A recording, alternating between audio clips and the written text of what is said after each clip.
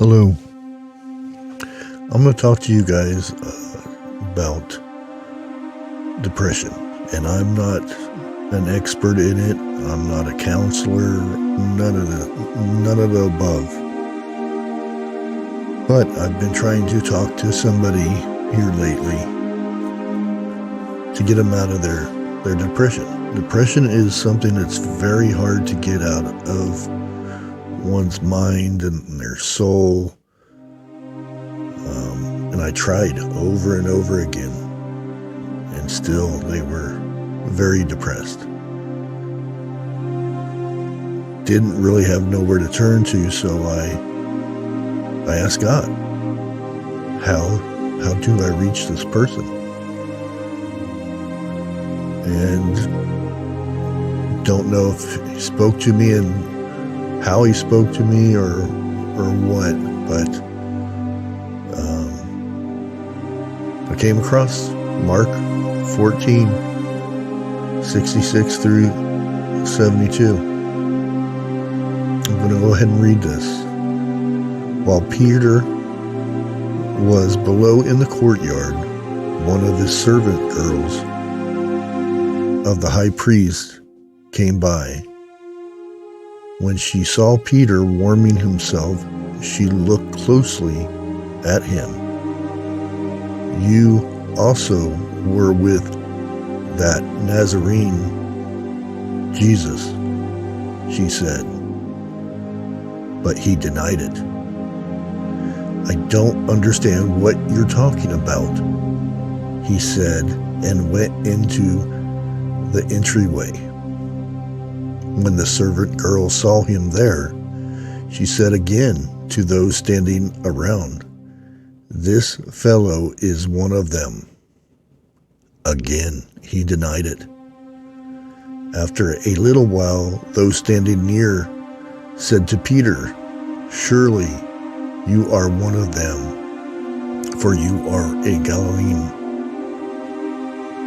He began to call down curses on himself, and he swore to them, "I don't know this man you're talking about."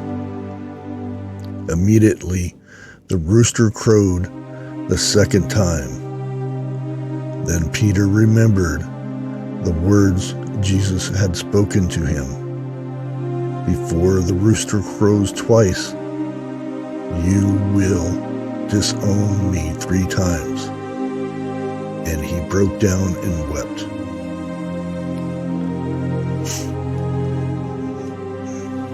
Now, in this passage, we read it and we're shown that Peter, after swearing that he would not deny Jesus multiple times, he then become consumed with sadness, as well as he breaks down in tears. The difference between Peter and Judas is that Peter does not take his own life. He does not let sadness consume him. We should follow Peter's footprints, having the strength that God has given us to keep moving forward.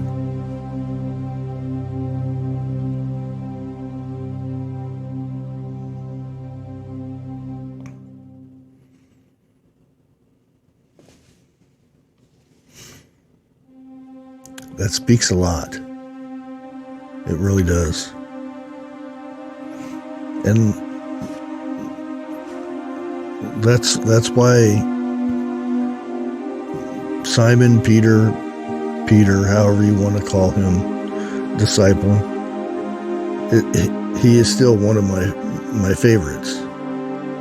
Not because he was a perfect disciple or perfect person, because he had flaws. He failed. His faith was shooken, but he went back on his path with God. That's why he's my out of the 12. That's my favorite. It's not because of the bad things that he did. It's because the bad things he overcame with God's help. And those who are dealing with depression, be it whatever, a loss of a loved one, bad times, just confide in God. Let him take the wheel. I'm going to leave it at that. God bless.